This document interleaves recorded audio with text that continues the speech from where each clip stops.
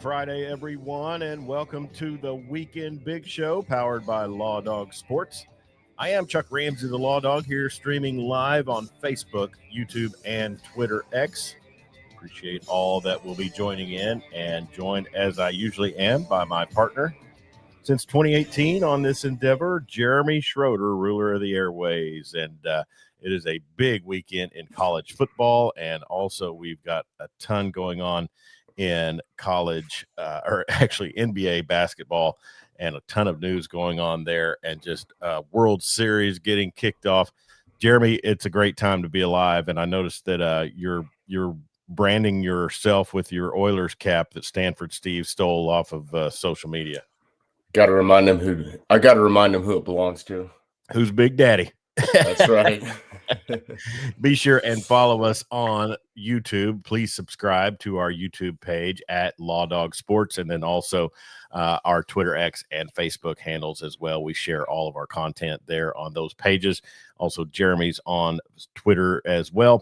And I tell you, Jeremy did high school football last night in Weatherford. Got a big win for the Weatherford Eagles in district play, but a lot of places were moved up. A lot of games were moved up to last night from Friday because of weather here in the great Southwest and Great Plains.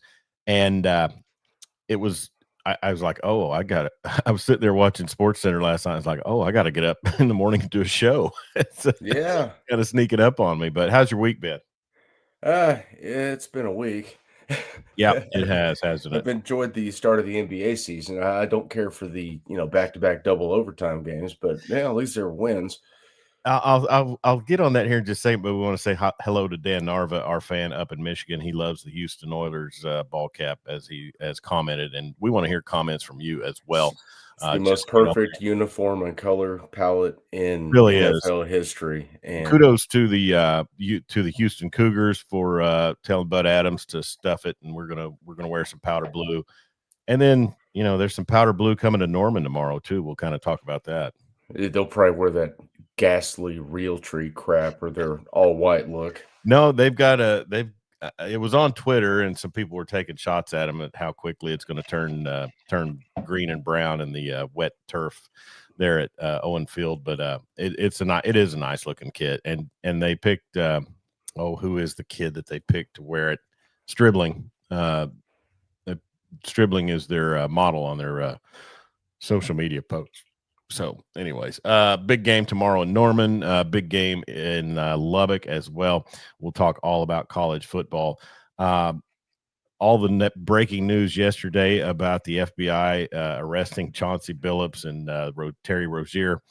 Man, I tell you, Jeremy, and I am kind of dancing around the topic, but so many people coming out doing a victory lap about the fixed league and things like that. Now, we go back old school to probably about the time we ever started talking sports to each other, which is how middle-aged men communicate. Yes. We use the caveat that, they are the one professional league that has an official that's been indicted before. So, yes. And man, I just, could they throw LeBron in Guantanamo Bay, please?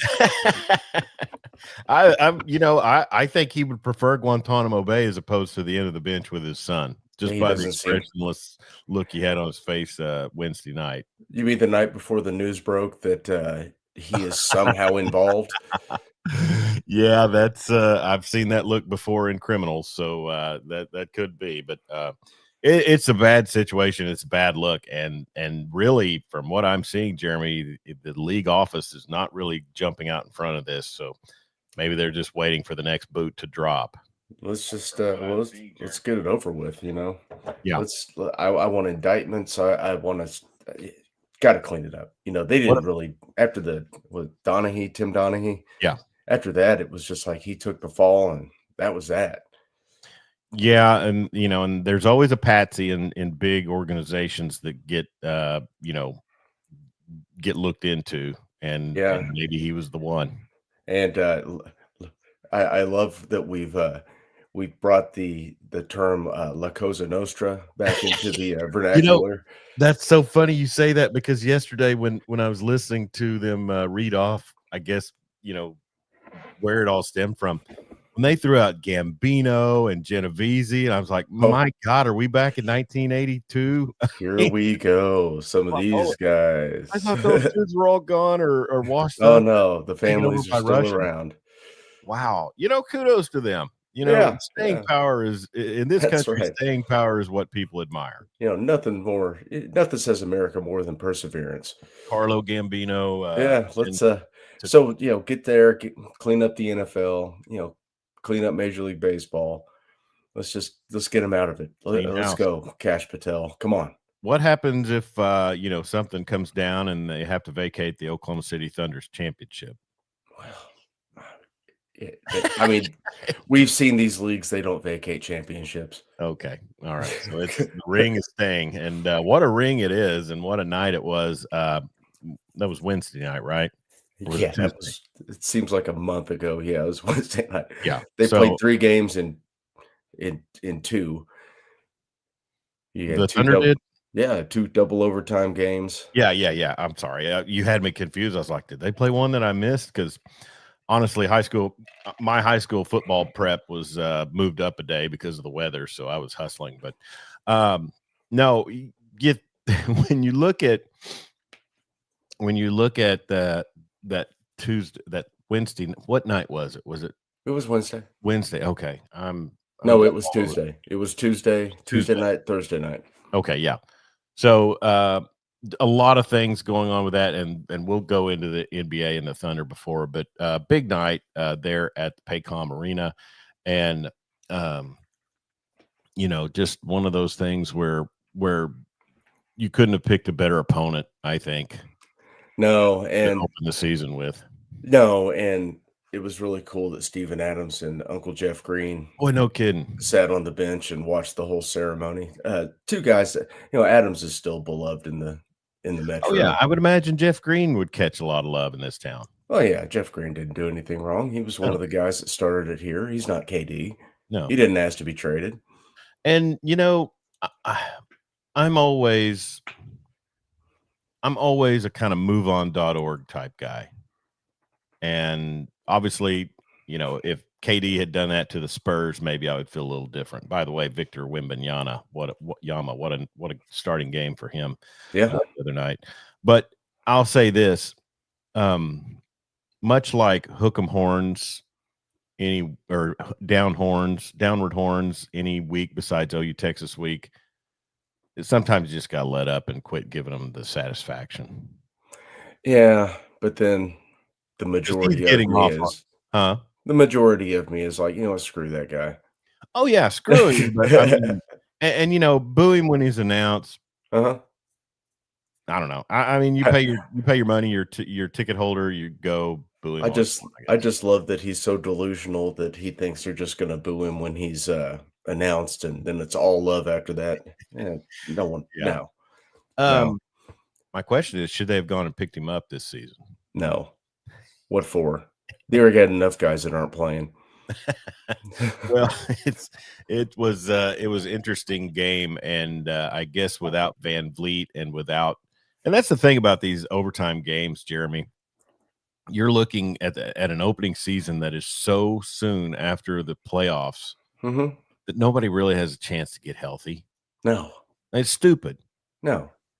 I mean, you've got J-Dub over there on the bench still recovering from his wrist surgery. You had Van Vliet that was out. The Dallas game, De'Aaron Fox didn't play. Kyrie Irving didn't play. San Antonio, Dallas. And it's just start the season Thanksgiving weekend. My God. Yeah, no. You can't compress it anymore. You really can't because heck, OKC's got 3 games in 4 nights starting this next week. It's so difficult to produce a good product when you're playing so many games. And then if you go deep into the playoffs, you do not get a chance to get healthy. Yeah. It's wild. You had Kopech had, I don't know what happened to him. All I've seen is what he had some sort of surgery on his buddies down there, Mhm. and, testicular surgery. Sorry, guys. It's, Yeah, it's a thing.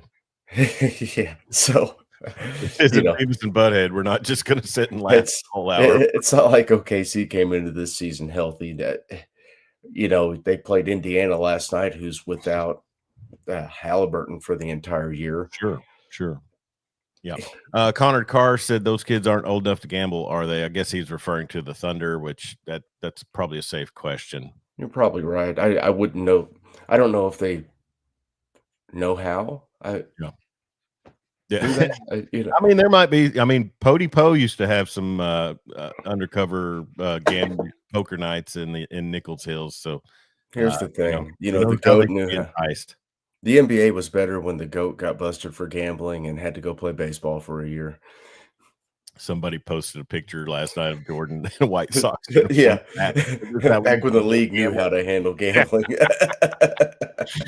Ricky Rodriguez from Clinton checking in says, "Good morning, fellows." Hello, Ricky. Hopefully, if you were at Ricky's son plays for the Clinton Red Tornadoes, and they were at Cash last night. A tough double overtime loss, and Jared, storm delays, and the company I work for, Right Media, they also do Clinton games, and our broadcast crew, Cash America, does not have access to a visitor press box. So our broadcast crew was out in the bleachers under a canopy, getting stormed on. So really, really some great accommodations there in Comanche County. But Bigsby actually had him a game last night. so them and Mustang kind of went toe to toe. 38-22 was the final. Okay, so that's way more competitive than the 92-0 that they hung on Enid, which everybody came out and said, that the starters played one series, I think, and then they could have made it 150-0 as bad as Enid was. Enid is 0-7. Yeah, they've been in 6A1 now, I think, for a bit, and it's all on those daily enrollment numbers, and they're just fried. They just don't have any players out there. So, No. but high school football was fun last night for me. Not so fun for the Clinton Red Tornadoes, but just one of those things where Ricky Rodriguez said little brother. So anyways, we did get the win last night against Elk City, but back onto the NBA. Jeremy, Chauncey Billups, I mean, he's kind of been one of those guys that has been on the fringe outs with the league in a way, wouldn't you say? Yeah. I mean, is he just going down because somebody had to? And I mean, they put together some clip packages of Terry Rozier, and they said, no, damn right he was shaving points. Yeah, he was. No one around him, just losing the ball. Oh yeah, some of those passes is like, what? Pulling himself from a game with an injury, and it's crazy. It is. It's gonna get worse, especially if LeBron's involved. I'd never wish on anybody's downfall, but would that be the most on-brand thing for him to be somehow involved with this, and it just nukes the league? Yeah. Well, and it's one of those situations, Jeremy, where I'm going to see, because there is some talk about maybe this being retaliatory by the Department of Justice. I mean, Patel said that the investigation's been going on a long time, right? Oh yeah. And Yeah, all you have to do, they didn't start it, Monday morning. This Yeah. thing probably, stems from an investigation started by the last DOJ head who would have was been not the other administration. was with a different regime. Yeah, and so I mean, I'll say this: the P Diddy stuff was kind of a big nothing burger. I mean, it was bad stuff, but nothing compared to what I was led to believe they were going to get him on. I mean, at the end of the day, he's a wife beater that stocks up on baby oil, and I mean, really, what they were able to prove, and federal court, Jeremy, is one of the easier venues to prove things. I mean, and I won't go into detail, but I mean, there were people that I was privy to that were getting extra counts racked up against them for things that informants had informed the government that happened. Mm-hmm. So, no evidence, no nothing, but because this person, I mean, that's the federal system. When you go to federal court, it's to me, the burden of proof just seems to be way lower. I Maybe. don't know. Well, yeah, to get the indictment, yes, it is probably way lower, but yeah. But I don't know. And just to me, I look at this, and it's going to be such a black eye, and it's just going to turn the conspiracy theorists on to all the other major sports. I mean, thank God. And people are going to look back 5 years from now and heap some praise on Rob Manfred. But the strike, the review system and the strike zone, setter, that's gonna keep a lot of people more honest, I think. you would hope. You would hope. I mean, because you see the grades that these umpires get, their accuracy levels put out there, and I think in a 9-inning game in the major leagues, a 95 percentile correct right, it's got to be something right. That's way beyond the realm of Angel Hernandez. I mean, so many games there's so many bang calls in Major League Baseball, and I don't know if you've ever played ball with somebody who's humming it up their upper 90s. No, not once in my life. I can only imagine, catching a guy that throws in the mid 90s is tough, but having to actually, make judgment calls on balls and strikes, Sure. and you're just like, yeah, I'm 60 years old. That ball is moving faster than my car can go. I strike. You're like Frank Drebin back there and take a gun. Strike. Attorneys don't take cases; they'll lose 99% of the time. That's probably a pretty fair statement. I mean, yeah, plea deals and all that. And that's probably what a lot of that stuff. I tell you something, Jeremy, I got to quit doing this because our college football recap show last week, when I saved the video and uploaded it from YouTube and then posted it, this was the pose that they caught me in. It's like somebody's had a rough Saturday night. You're like Kevin Nealon doing Brent Musburger. Oh, CBS. That is exactly right. So, anyways, but yeah, the NBA is going to be in the news, here in the upcoming foreseeable future, and it's going to be really probably nothing good. I'll say this, and people that have listened to us for some time have heard me say this. I listened to Adam Silver basically lay out the plan to make gambling an integral part of the NBA experience. So, I mean, why wouldn't there be some issues? And nothing good can come from that. No. He was even thank you for reposting. He was even throwing out that, much like the British soccer leagues, that, you would be able to place bets within the arena. Once you start that, you get once you let gambling in, you get the people that run gambling in. The irony of watching it Get Up yesterday morning, and Greenberg's talking about the gambling probe, and you look in the corner and it's FanDuel. And some producers like, oh, took it off. Which is the LeBron Kevin Hart ad campaign? Is that DraftKings or FanDuel? It's one of them. Yeah, I don't get into that. I don't do that. You have in essence, I mean, he still is the face of the NBA, on their promoting betting. So, I mean, why is anybody surprised? Like you said, the bad actors take place, and obviously people can become susceptible to the bad actors. That's the world we live in. And I think, I remember I used to subscribe to Guns and Ammo back in the early 90s. And there was a guy who was a retired colonel, and he lived out in Arizona, and he did like a little column at the back end of every Guns and Ammo. And I cannot remember his name, but he would relate it to gun laws and things like that. But he basically said, America takes the same bad course that England does generally 25 years later. Mhm. And he's probably dead on about a lot of he may be dead now, I don't know. But he's probably dead on about a lot of that in the fact that this is something that has been going on with soccer in Europe forever. We know that they're bad actors and their organizations have spawned what we have over here.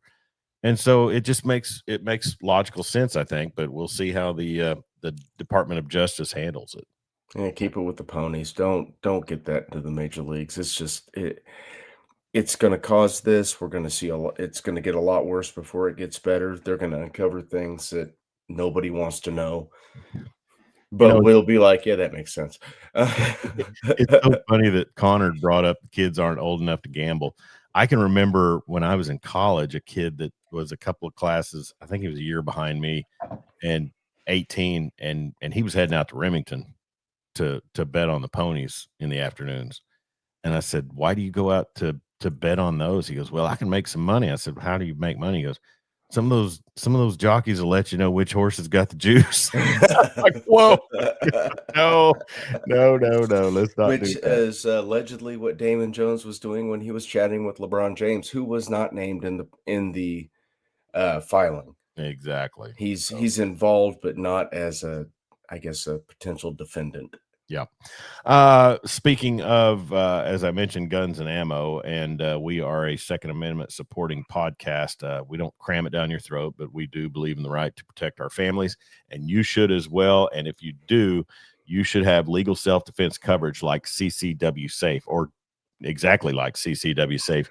Plans starting as low as $19 a month. Use the link there in the scroll and go to CCW Safe. Self-defense support with deep expertise, personal care, and coverage that goes way beyond the basics. You can trust the team at CCW Safe. Two of the three founders have been guys that I've known for 30 plus years, and they are great dudes, and they really want to look after folks, and so get you a coverage plan. And like I said, they start as low as $19 a month. The link to use is also in the description of this broadcast. So, Jeremy, have you checked out the Expos documentary yet on Netflix? I have not. That's probably some viewing for me today since it's really rainy and my football's over. Yeah, I need to watch that, man. I love the Expos. It's It's so reminiscent and it's so yeah, nostalgic. And I just when I look at that team in '94 that that was team was good. that was Man, they on the were verge, really good. and then just stripped away, and Mhm. then it's just kind of when was the I'm trying to think, when was the last year that they were, because I think I had Mark Grudzelanek on my fantasy team in '96, and he was on. I watched Mark Grudzielanek play for the Montreal Expos in Houston in 19 when they came back from the strike. Okay, so yeah, so I know '96 he was with the Expos. So, um, anyways, a good job there. On I'm hearing good things about the documentary, but I will check it out tonight or today sometime. And it's cool to see those old clips of Philippe Alou on there, and just something about that crisp, clean uni was Oh, just yeah. just really pretty amazing. It was, compared to what we have now with the Washington Nationals. Ah, Yeah, it's a situation, isn't it? yeah, it is. Just, Well, 2 teams in Canada should have kept it, mhm. but I guess nobody in Montreal really cared enough about the Expos to keep them around up there. Well, and that's what it all stems from, and kind of falls back to Jeremy. And I think it's I know it's been the quick strike defense for fans of the Oklahoma City Thunder. It's like, if you wanted to keep your team, you would have supported them, and Simple. that's true in any case. And I'm sure it could end up being the case for small market teams, upcoming in the professional leagues. But this World Series upcoming, I mean, you've got Canada versus the United States, and I'll be rooting for Canada. Yeah, I don't have a lot of love for the Dodgers. The Dodgers, I mean, Otani's probably the best player we're gonna see in our lifetimes, Yeah. but I just don't care. And I don't despise the Dodgers like I do the Yankees. No, I'm a anyone but the Yankees type of guy, no, I mean, the Dodgers are just but they've had their run. yeah, the Dodgers are using the system Mhm. to their advantage. Yeah, There's nothing wrong with it. I mean, you don't have to like it. yeah. It sucks, But, they are giving Major League Baseball kind of what they need, in a West Coast power. I guess. Yeah, I mean, When's that's the last time you stayed up and watched a West Coast game? I know we're in baseball, I cannot remember. I can barely stay up and watch the Thunder play the West Coast swing. What'd you think about those, the NBC affiliate in Oklahoma City, Channel 4, running 2 NBA games and, I guess their news probably didn't run until midnight? Ooh, well, it's not storm season, so Well, but still there's folks that gotta get their Mike Morgan fix. yeah, Mike Morgan was, it's not storm season. There's nothing he doesn't need to jump in there. Jeremy, I shared a memory yesterday on Facebook from October 23rd, 2019. And it says, if you wondered what you're missing on Law Dog Sports, Chuck, Burt Lancaster was amazing in Judgment at Nuremberg. He played a German spot on. Jeremy, really? I bet it was awesome. Chuck, well, it was no tough guys, but whatever. Jeremy, the Red Hot Chili Peppers got their start in that movie. Chuck, Judgment at Nuremberg. Good times. Oh, and speaking of the terrible conditions at Cache for Yeah. the Clinton Red Tornado broadcast, that was our good friend Marty Wandry, who was having to do sideline reporting out there in the torrential rain. So if you check Marty's Facebook page today, send him a condolence. Yeah, what the dichotomy of life. Drive all the way down to Cache, America from Clinton, sit in that rain, have your equipment fried from the moisture, and then lose in double overtime. So yeah, you're one week you're on a boat in paradise, and the next week you're standing in ankle deep water on a sideline, about to be electrocuted, calling a football game that your Marty's team's out on losing. the Atlantic when it's at its most calm in centuries.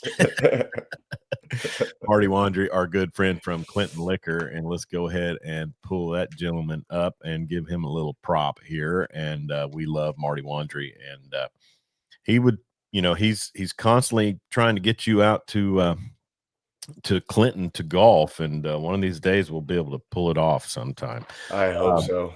Yeah, we'd love to have you. It Riverside is a beautiful course, and I need to go out and hit a couple buckets. Man, I'd love to have a driving range within 20, 30 minutes of me. I've got it right down the road. I just, time is so precious. Exactly. Especially during football season. Yeah, exactly. Clinton Liquor is at 1018 South 10th in Seatown. Visit their online spot, clintonliquor.com. And they've had some really cool stuff. And like I said last week, I hope Marty understood I took a little comedic liberty with his Babe Ruth whiskey that he promoted, with the Seinfeld George Steinbrenner reference. So, and dragging around the parking lot behind your car. It was sad to see the Mariners get eliminated the other night, but I was actually the first thing that cracked through my mind as soon as they lose is like, what did you trade Jay Buhner for? What the hell did you trade Jay Buhner for? Maybe with the with the Mariners' lack of access to the World Series, maybe Ken Phelps wasn't that bad a selection for maybe. God, they've never been, have they? No. God, all those years with the big unit and Junior and Jay Buhner and Edgar Martinez. Man, Edgar Martinez was he's probably one of the greatest bats to ever step to the plate. One of the greatest right-handed hitters I have ever seen. Yeah.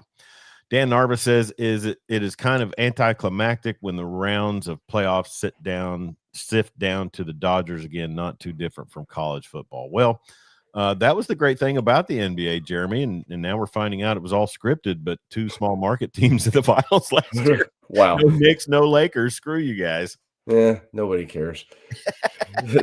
I want to take exception with one Tom Thibodeau. Sure. It seems like since he visited my beloved OKC Thunder practice the other day, they've forgotten how to play defense. Yeah, looking at that game last night, and I was at a football game, obviously, but my wife was keeping me updated and let me know that that it was double overtime, but 141-135 is the final, and that without Tyrese Halliburton now, and I guess also without who's the little McConnell, Yeah. little white dude. But Pascal Siakam, 32 points, 15 rebounds. We know he's a matchup Mm-hmm. problem.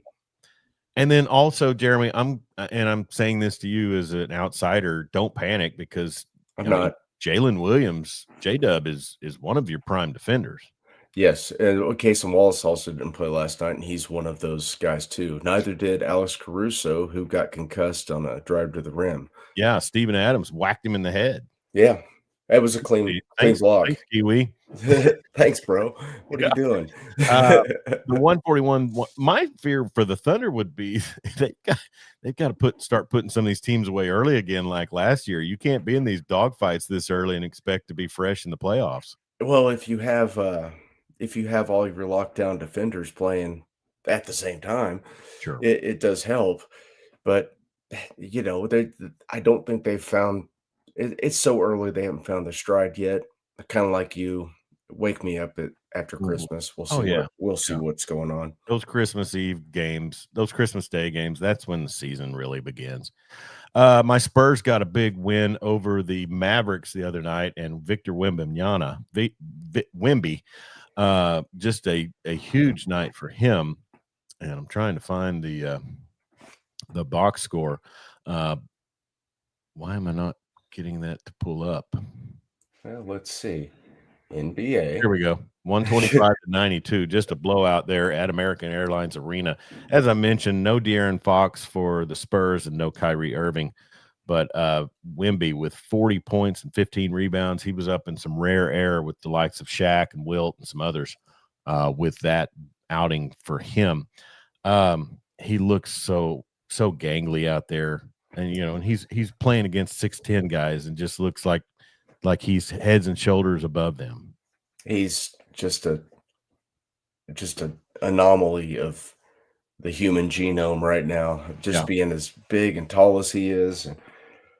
I saw a tweet, and I'm assuming it was fake. I mean, every tweet's fake anymore, but was Anthony Davis joking, or was it fake news, or what, that he said they should outlaw people that tall in the league? I don't know. I have no idea. I don't trust anything anymore. But did street clothes make it through the whole game without getting hurt? Yeah, I mean, I saw him kind of flinch one time when he took some contact, but he stayed in there. And I mean, if anything, San Antonio found the cure for Derek Lively's game, because he's not the threat against the Spurs that he is against other teams. He only took 2 shots. Well, he got a good lob from Luka on a deal, but they just, he wasn't going to get those easy buckets like he normally gets against Wemby. And then you had 17 points from PJ Washington, which I think those were almost all corner threes. Well, you were 8 of 26 from Cooper Flagg and Klay Thompson. Yeah. So not great. Rough shooting night, and that's the thing. The Spurs will get on you defensively. They're a team. I mean, Jeremy, the West is a tough grinder this year, and if your Thunder do come out as number 1 seed again, that's really saying something. I know, it's wild. On pace for 82-0 right now. So I think if they can do that, they'll be the one. 82-0 with 67 double overtime. Good Lord. All right, so the NBA got started this week. It's going to be fun for me to watch the Spurs, because I think they'll get more national games this year with the prowess of Wemby and kind of the hype that goes around that. And I'm looking forward to that, because I don't want to pay the fee to have to get whatever Fox Southwest used to be. Bally's. Is it still Bally's? More gambling. Oh, wait, no, it's FanDuel. It is, and more gambling. So, anyways, all right. So, college football on tap for the weekend. Jeremy, the Mijos are coming into town tomorrow. I'll see what our schedule is. I would say right now with TBA on the college football recap, but it Okay. should be a good one. 11 o'clock kickoff, great old 11 o'clock kickoff in Normantown. But the Ole Miss Running Rebels, are they still the Running Rebels, or are they just the Rebels? I think they're the Sharks, Squirrels. I don't know. Everything they've done to distance themselves from the Rebels handle has Yeah, just brought them right back to it. So it has. And the running rebel, no, they're just the Rebels. The running Rebels is UNLV. oh yeah, that's true. Yeah, okay. It's okay. Very Tarkanian. So number 8 versus number 13, both teams are 6-1. OU has lost to Texas, and Ole Miss lost to Georgia in Athens. Injury report, Jeremy, on this 5.5 point spread. Sooners favored in this one. But Keontez Lewis and Jamonte Barnes both listed, or one's listed as doubtful, one's listed as questionable. Will we see Keontez Lewis again in Sooner Crimson, or is he decided he's not going to play for a quarterback that's going to send him into a brick wall? Well, that guy's not playing. Hawkinson playing. I'm sorry. Well, yeah, that's true. Maybe he doesn't trust any quarterback. Everybody wants to play the OU Texas game. So Yeah. he got himself ready to play that game. And, maybe I don't think it was a head injury. I think it was more neck related. Sure it was. Because, it looked like some whiplash when he hit that wall. It really did. Well, 5.5 point favorites are the Sooners on their home field, and it's been all kinds of clapping from Lane Kiffin this week, which is par for the course for him. That's who he is. That's what he does. Insinuating, letting he's letting the social media conspiracy theorists, believe that there's shenanigans going on with Brent Venables' defense and picking up signals, which I think the consensus is that yes, when people review tape, they will look at what signals you're giving when you run a certain play. Guess what? Lane got a fever. Lane does the same thing. Yeah, he does. They do the same thing with defensive signals, offensive signals. Everyone does it. They're not sending guys to hang out on the sideline. They're not. No. They don't have a Connor Stallions on staff that we know of. Right. Well, everyone is looking for a competitive or a Jeff Lebby. If you'll recall when his illustrious father-in-law was a head coach at Baylor, Jeff Lebby was on the sideline for the Tulsa game that year trying to pick up signals. Well, and yeah. So that was the Tulsa OU game, right? Yes. Yeah, you're exactly right. And I do remember people pointing that out. And, it goes on. There's scouting teams. There's video crews. That's no different than just looking at formations, say when they're in this look, they're going to run this series of plays. When they're in this look. But it's typical of Kiffin, who's just a shitty little Nepo baby. Well, because he's trying to deflect for the fact that he's probably taking the Florida job. Yeah, you nailed it. Or he's been talked to about it. And sure, I guarantee you when he said Brent Venables is cheating, that chambered question about the Florida job got forgot. Sure. Yeah, and he does know how to wag the dog. I mean, that's kind of his MO, isn't it? It is. But he's said some things about Oklahoma, and if you want to talk about a state that has a bit of an inferiority complex, that's this one. And 11 a.m. kickoffs, brother. You think you've played 11 a.m. kickoffs?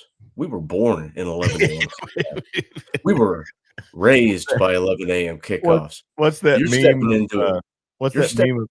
Go ahead. You're stepping into a bear trap for an 11 a.m. kickoff. You think night games are tough in Louisiana?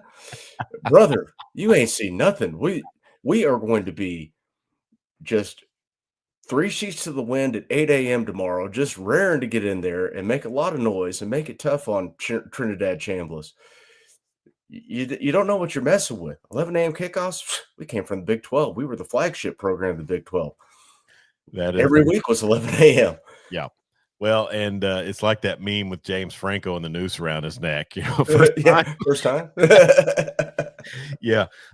It is an 11 o'clock kickoff, and it's harkened back to the old days of the Big 12 and those. And now, topsy-turvy world, we'll have ACC after dark, some nights, and then just craziness. But I'm here for it, and Oh, yeah. it's a toxic relationship that I can't break out of. No. Here's the thing, looking at the Ole Miss offense, they are 8th in the country with total yards, 491.9, OU 379. I think somebody pointed out, and tell me if this is true, OU's not really put together. Let's see, how many offensive touchdowns did they score against Auburn? Let's see. You had the Mateer pass to Satania. I want to say they had a rushing touchdown. Mateer had a rushing touchdown. So I think somebody pointed out the fact that, and it's true, they've not really, they've been a defensive team. 2 field goals against Colorado or against Texas. I guess, did they get 3 touchdowns last week? Yeah. Okay. And 2 rushing touchdowns and the Mateer to Satania. Yeah, 24-17 versus Auburn, 26-7 versus South Carolina. So those are the conference games, and then no touchdowns against Texas. So, yeah, but having said that, the point being, and it's just some troll trying to throw shade, but the point being is that, their offense needs to find the rhythm again. Yes. And in a big way this week. And it's got to be that offensive line. Now, you're lucky in the fact that Ole Miss is not a great defensive team. 66th in the nation, 362 yards allowed. 95th against the run. Yeah. You have an offense that could be really good. You got to figure out the O-line. Hopefully last week against the 76th, it's hard to say. Yeah. Run defense in the nation, you found something.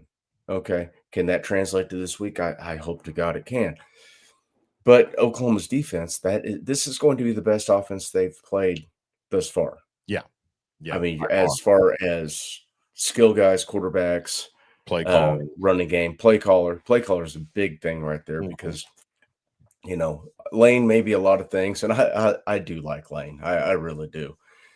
I don't. Well, of course you don't. I hate it. I love Lane because of the Tosh Point skit. Well, Kiffin's Corner was truly great comedy. But no comments about my wife. Just for the fact that, he genuinely seems like he has fun doing what he does. And, it'd be cool if he stayed at Ole Miss forever, but we all know that he has vagabond ways and he will probably end up down at Florida. We'll see. Or at Louisiana State after they fire Brian Kelly. Would he throw Ed Orgeron on staff with him, or God, please, and give him a coach's show every week? Ed's wanting to get back into coaching, by the way. So, but it's going to be a massive test for the Oklahoma defense. The offense, I think, is going to have a much easier road to hoe than the defense does, just because Ole Miss has some deficiencies on that side of the football. And one thing, Jeremy, is the fact that Ole Miss comes in and they are ranked 47th with a 35.6% third down stop rate. OU's going to have a better chance against them on third down. OU's really good on third down. Yeah. The defensive line is great. I just hope we see a lot of Jacoby Johnson snaps tomorrow. The Mustang kid has played really well when he's gotten on the field. It seems like he understands coverage concepts and technique. Yep. Which you don't see much anymore with this team. Gentry Williams listed as questionable on the injury report. Will we see him anywhere? Yeah, I think he'll play. I mean, questionable is one step away from probable, and probable is playing. Derek Simmons, the offensive lineman, listed as doubtful. I think people were pretty excited about Logan Howland being listed as probable. Michael played well last week. Who did? Michael, the kid that replaced. Yeah, he did. I heard Toby say that on the broadcast. So with the 5.5 point favor for OU, and oh, by the way, Dan Narva says he's mad because Ferris State's rivalry game versus Grand Valley is at noon our time. You can't multi-view, so it'll have to be a 2 TV setup. Dan, you can always support Ferris first. We'll understand if you miss out on some Sooner football. Yeah, it's okay. It's going to You be you are tuning in from Michigan. We give you some credit. it looks to be. Let me get the Weather Channel app up before I make this statement. But it's potentially going to be a wet, nasty day. Mm-hmm. I can't wait. Yep. I can't wait to go stand there and be soaked all day. And Well, man, it'll be a fun one if you and Cunyato are going. oh yes, me and Cunyato will be tailgating early tomorrow morning. It's a tough job. Somebody's got to do it, huh? Yeah, I guess. Let's see, 24-hour radio. All right, or So radar. yeah. Speaking of the weather and such, what are your thoughts about the? I mean, is this a game where Mateer kind of takes it back to I'm going to pick up those necessary yards where I can? He's been dealing with a little knee issue, a strained MCL. Um, he's going to have to. If I think they're going to be able to run the football tomorrow. Yeah. I think they found something where they were able to get a surge. And Blaylock, he doesn't need much. Xavier Robinson's an excellent change of pace, being 6'2", 230 pounds. I'm trying to figure out what that noise is. I think someone's vacuuming. Oh, Lord. Well, and so we'll go over our picks here in a little bit, but just off the top of your head, do you like OU covering the 5, or do you think it's a little close? I do not. I do not like OU covering the 5. Sorry. The 5.5. It dropped back to 4.5 yesterday. I don't think it's going to be that high scoring of a game. Like I said, I think Over OU's under 51 and a hook. Yeah, I would but take the over on that one. I just looked at the radar. I would definitely hammer the under. Okay. Well, There's a big green blotch that's just going to squat down on Norman for about 8 hours tomorrow. So, well, it will be interesting to say the least. And I say that because, what do you do if you're the groundskeeper? Do you mow the crap out of it like today or yesterday? We couldn't do it yesterday because it was raining. You mow it today, and then maybe it gets a little long tomorrow, or it's short enough, or is it going to be a slow track? I mean, who benefits on the slow track? I have no idea. I think whoever's playing the best defense. Kind of where I was leading that. Yeah. It's everyone's going to be a half step slower. You got a great defensive line. You're going to cause a lot of problems. Obviously, no one wants lightning delays. That's where I think God no lose some luster. That would be the longest day ever. That harken back to the Texas Tech game. I thought I was going to die. Bad news, and that was bad news for the Sooners. Also, Dan Narva asking that. He also says AccuWeather looks like thunder and lightning will be gone, but still wet. And they'll probably do some drills, something today to prepare for handling. Maybe they can footballs. You brought up Diddy earlier. Just take a bag of balls and soak them in baby oil. Didn't want to go there with it. That's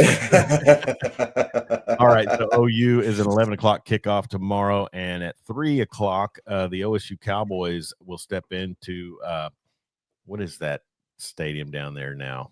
Their basketball arena is United Supermarkets Arena. I can't remember. They're playing it at Tech. At Tech. Yeah, I can pull it up right here. What am I? Well, I do know Jones AT&T. Jones AT&T. Yeah. You can't bet the money line on that game. No.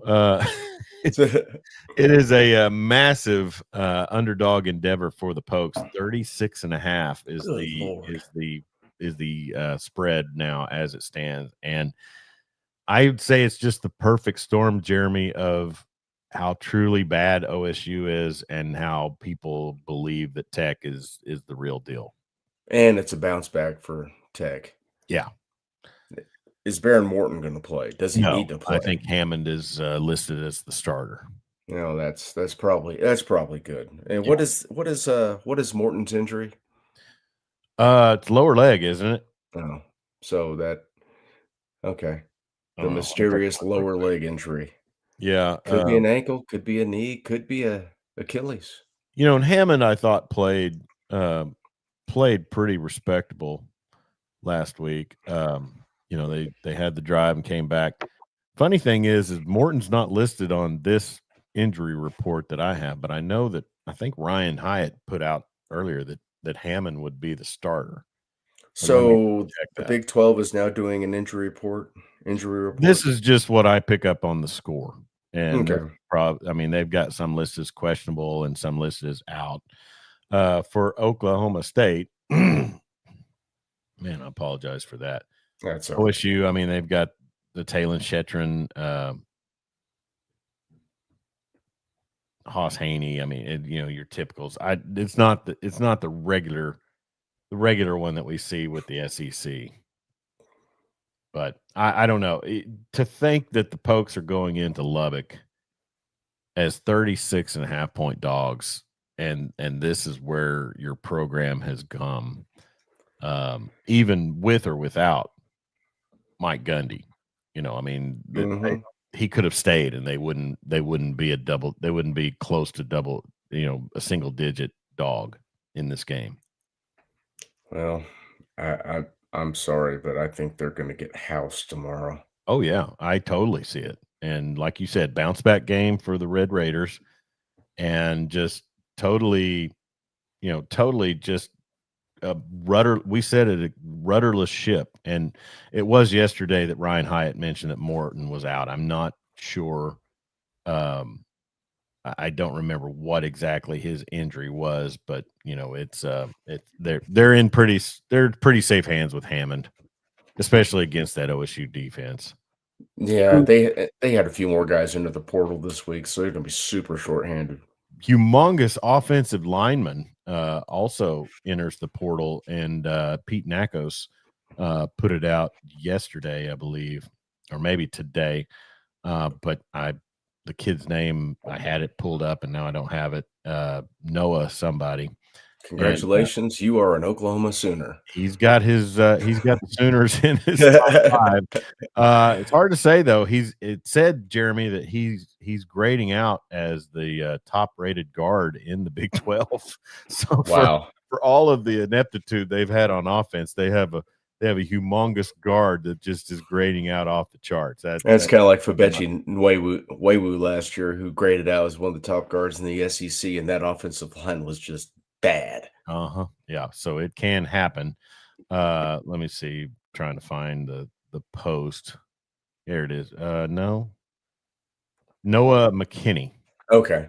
6'4", 330-pound offensive lineman, has the fourth best pass blocking grade among Big 12 guards. His schools listed, and this is a midseason transfer portal update: North Carolina, TCU, Virginia, Kentucky, and OU. What's that? I use that meme a lot with you, with Squidward pointing downward and says "Chief." That's what Squidward should say sooner. So Yep. anyway, so that would have to be a nice pickup if he did decide just to come on down. I mean, why The would why would anybody wanna transfer to North Carolina with the uncertainty in that program? I don't know, man. It's that is just one of those situations that I look at and just say, this program is in total flux. Of course, they did screw me last week and cover against who was it?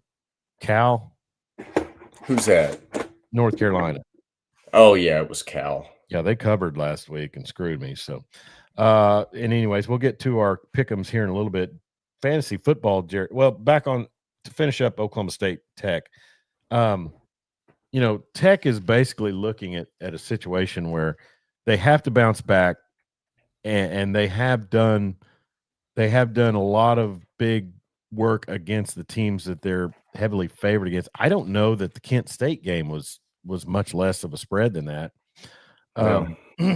But when you look at it, I know they lost Skylar Gill Howard for the season, and he was a big defensive lineman, but they do have depth, and they do still have a great defense. But one of the names that I see frequently, and the guy is probably in the running for definitely Big 12 Defensive Player of the Year, is Jacob Rodriguez. And if you don't remember that name right off the top for our purposes, when we had Corey Hogue on out of Wichita Falls, we talked a lot about Jacob Rodriguez signing with Tech out of Wichita Falls Riders. So that's a good story there. And apparently his wife is a Black Hawk pilot or something. She's a helicopter pilot, and she's been featured in a lot of the games, and not in the cringy Diego Pavia's mom way either. But anyway, so it will be interesting to see. I'll probably take, and 36.5 is a lot, but Tech's probably got a point to prove. I think they could score 100 tomorrow if they wanted to. Yeah. All right, let's take a look at our college football pick'em before we get out of here. And Jeremy, I show on the season to be at a 55 percentile. So that's basically I could throw a dart. You should try that one week. Maybe I should. All right. So Connor Carr currently leads the standings, and you are just 3 picks behind him. He's got 115 out of 115 and 82. Out of 82. You've got 112 out of 85, and I'm at 108 out of 89. Our good friend Damon Schultz of A+ Roofing and Construction is in the league, and I think he's quit making his picks. He's 31 of 166. It would appear. He's a busy man, and A+ Roofing and Construction there on your screen. If you're in the Metro or Western Oklahoma, give Damon Schultz a call if you've got roofing needs. I would trust him 10 times more than especially the people that come knocking on your door after any sort of storm goes through. The number's there on the screen, 580-772-7587. That's A+ Roofing and Construction. And before I put his up there, we had Kenny McGuire's business, All-American Emergency Equipment Upfitters and Emergency Vehicle Upfitters. So we appreciate them as well. Jeremy, tonight's games looks like it is Cal at Blacksburg taking on the Hokies. Cal's a 4.5-point dog. I like the Golden Bears to cover that. Virginia Tech's at home. Inner Sandman. That's days gone by, bro. Come on, bro. All right. I'm going to stick with the Golden Bears, but it looks like you have the Hokies. And then at 9 p.m., it's Mountain West After Dark. The Boise State Broncos visit Reno to take on the Wolfpack. 21.5-point favorites. I'll take the Broncos to they didn't cover last week. I think they're going to be a little miffed this week. Yeah, they got this. Virginia, a Saturday morning 11 a.m. game. The Cavaliers are 10.5-point favorites in Chapel Hill. I like the Cavaliers to go in there and try to send a message. That's easy money. SMU at Wake Forest, 3.5-point favorites. I'll take the Mustangs on that one. Same. The battle of I forget, what is the Battle of Kansas? Is Armageddon? No. That was Iowa State, K-State. Yeah. Sunflower State battle. How about that one? Whatever. K-State is a 3-point dog at Lawrence. I don't trust the Jayhawks one bit. Seems like it's a spot where the Wildcats would just pop up and piss people off. So go ahead and roll with them. That was my thinking. It's Kansas. That is always a weird game. I've got Kansas State. All right. Ole Miss is a 5.5-point dog going into Norman, 11 a.m. kickoff. Jeremy believes that they will not be ready for the Sooner faithful and their fired up ways early in the morning. I've got the Rebels covering the 5.5. You know what? Now that I look at my picks, I've got Oklahoma. Okay. Well, I think I put them in my – I think I even put a score down here. So we'll see what I was thinking yesterday. Okay. Bowling Green, Kent State. The Falcons are 7.5-point favorites at Kent. That's got to be easy money.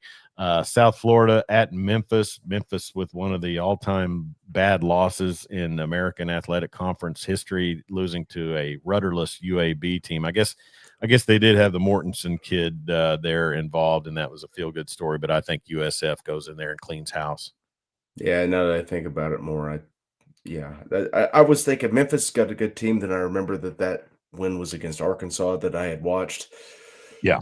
And Arkansas does not have a good football team. South Florida. And then coming off the loss against UAB, there's got to be some problems on that program. New Mexico is a 3-point favorite at home against Utah State, and I'll take the Lobos in that one. That'll be a Same. 2 p.m. kickoff for the Mountain West. Pitt Panthers, 6.5-point favorites at home against the Wolfpack of North Carolina State. I like Pitt in that one. Yep, I concur. Iowa State, 2.5-point favorite at home against the BYU Cougars. BYU undefeated, but yet they go into Ames as a dog. I'm kind of wondering if Vegas isn't onto something. I'll take the Cyclones. I've got BYU in that one, but I'm open to change. Like I said, I just the line itself, Jeremy, made me pause, and so the Fighting Brett Bielema's go to Seattle tomorrow, 2:30 p.m. kickoff. They're 4.5-point dogs against the Huskies. I don't have a lot of faith in UW. I'll take Illinois. I have commitment is not for Oklahoma. I have Washington in that game. I'm going to die on that Washington hill. I think I pick them every week, and I don't think they've come through for me once. All right. Alabama Crimson Tide, 12.5-point favorites going into Columbia. Gamecocks reeling after the exposure by the OU defense. I'll take Alabama to cover that one. Roll Tide. Commodores of Vanderbilt host the Mizzou Tigers. Fat Andy Bernard takes his squad into Nashville. That's a game day. That's a game day affair. 2.5-point dogs are the Tigers. I'll take Diego Dan Pavia and the Commodores. Give me sweet baby Diego and the commies. They are. It's going to be an atmosphere. That's why I'm easy. That's right. San Diego State, 3-point favorites going to Fresno. I couldn't tell you really that much about it. I know Fresno played decent at times. Majority of the fans taking Fresno to cover the 3. I'll take the Aztecs. I got the Aztecs. Florida Atlantic at Navy, 15.5-point dogs. I'll take the Midshipmen. Navy. Cincinnati, 4.5-point favorite at home against Baylor. This is probably a spot where Dave Aranda screws me, but I like the Bearcats, especially, Jeremy, when they were kind of muddling around late against OSU, they came alive and separated themselves in that game. Let's see. It's at 4.5. It's at Cincinnati. I like Cincinnati. They have everything to play for. I'm going to stick with Cincinnati, but I just have I have that same feeling that Aranda is going to somehow. It's totally him screwing us. Yeah. Save his job once again. Mississippi State, 7.5 dog at home against the Longhorns. I think Jeff Levy, he's got that Texas defense dialed up and figured out, and they will cover. They are going to start Vegas. I got Mississippi State. I think heck, they may win that thing outright. They're going to cut. I'm going to say I said they're going to cause Arch problems. Arch is going to have problems whether they cause them or not. Yeah. That offense was functional for a week. They were terrible last week against not a good Kentucky team. Well, I'll tell you something. If Kentucky's offensive coordinator has any play calling duties this week, then Mark Stoops is just a fool. I mean, to run the same stupid halfback dive. I know. Twice. 3 times into the center of that line. Just dumb. When your passing play got you down to the 3, it was just the pox of stupidity. Let's see. Real quick, let me check the Texas. Let's see the Texas injury report, because I thought I saw Quintravian Wisner maybe coming back. But really, I guess with that line, it probably doesn't matter that much. I'll take Mississippi State to cover that. TCU heads to Morgantown, face the Fighting Rich Rods, 15.5-point favorites. I like TCU going up there and covering. I'm surprised it wasn't more. TCU named the score. Zach Alley has problems with that defense up there. They're giving up a ton of yards and a ton of points. And to think he could have this squad here in Norman, and he chose that. Man. Would they be the same squad in Norman, though, had he stayed? That's my question. Yeah, I don't know. Probably not. Brent maybe wouldn't have stepped up to call the plays. And Brent's been calling the defense pissed off all year, and I think that's where we need him. Sure. What is Dan Narva? Remind us what the battle of the is it the Oaken Bucket or one of those things that Michigan? I thought that was Michigan, State? Wisconsin. It could be. Or Minnesota. Or Paul Bunyan's axe with a couple of them, and Cyhawk Award. Oh, that's Iowa. I know that. Yeah. But maybe Dan Narva can enlighten us. But Michigan is a 14.5-point favorite at East Lansing. Man, I'm telling you, Jeremy, and this I hate to say this for our friend Dan Narva, but that Sparty defense is so bad. I know. I know it. I wanted to pick Michigan State bad. I looked for reasons to pick Michigan State. I actually researched that game, and I don't do that when I make my picks. Usually it's just gut. My Paul gut said Bunyan's axe. Michigan. Paul Bunyan's Oh, that's axe. Michigan. Okay. Yeah, that's Paul Yeah, Bunyan's yeah. axe. So it's Michigan State. That's the trophy. I knew it was one of them. I just could not remember. My gut tells me Michigan. The data says Michigan. And they're coming off of what that did they no, they won last week, right? Against Nebraska.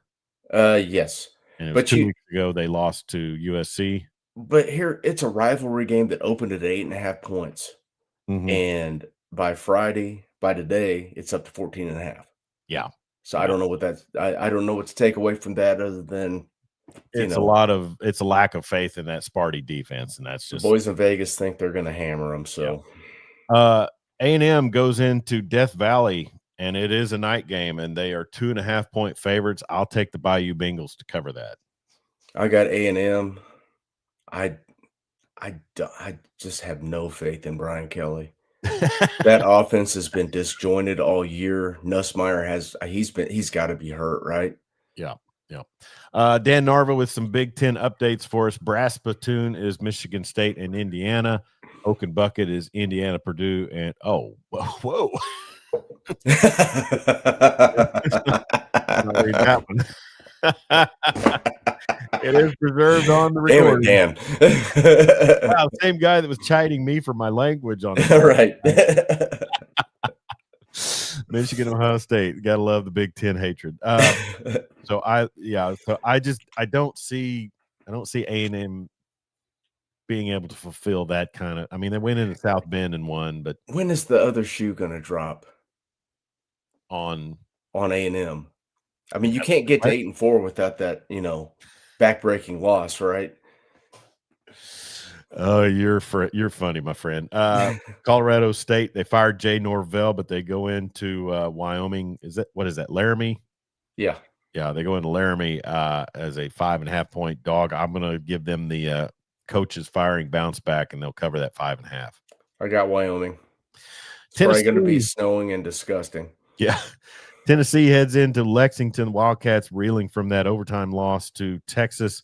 The Volunteers 9.5-point favorites. I got Kentucky covering that. I don't know that I have enough faith in that Tennessee offense to go in there. I mean, the defense played well against Texas, but that's Texas, I think Tennessee's going to cover that. Yeah, they're coming off a big loss too. Yeah.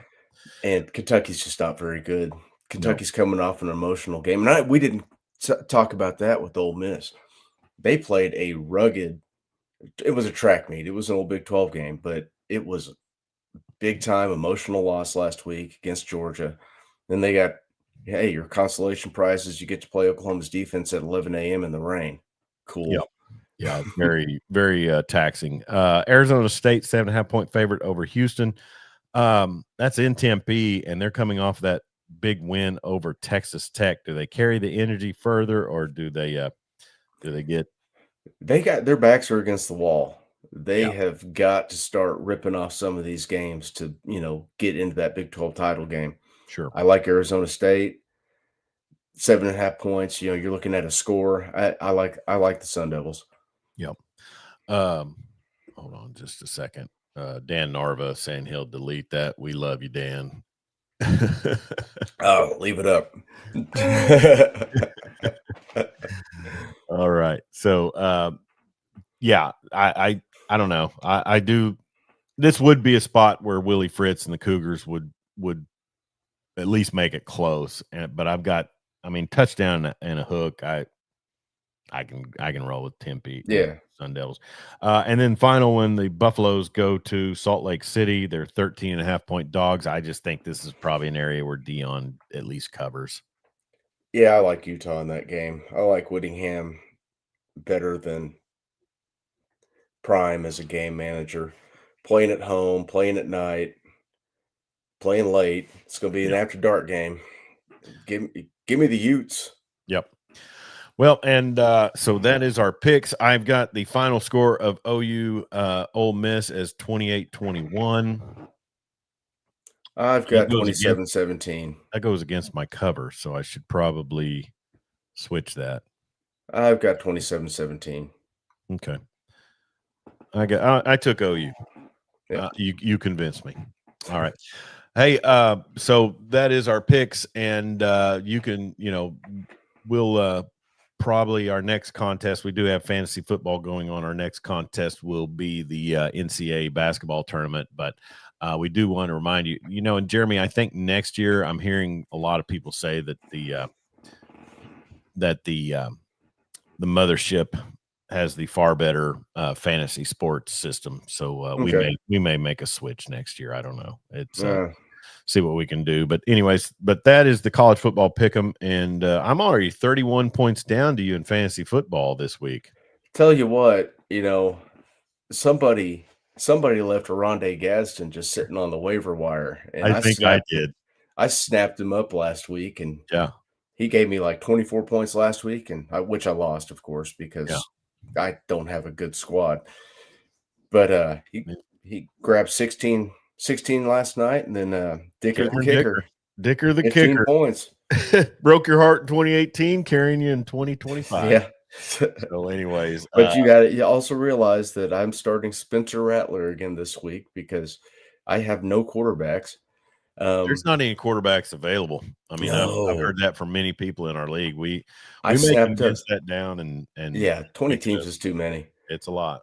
I snapped up Jacoby Brissett, and he's just sitting on my bench with Kyler Murray, but they don't play this week, so yeah, that's when you really get kicked in the pants is when you've got multiple players with a bye, and it sucks. So, anyways, well, let's start getting out of here. And Jeremy, it's been a lot of fun, and I appreciate you jumping on.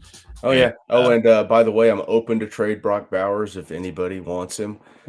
He's out again this week. Boy, the Raiders are just a total train wreck. Yeah. And then early in the week, when I was able to pay attention to some of the shows, it was Max Crosby, potential trade target for the Cowboys. They need something. Yeah, trade off a prime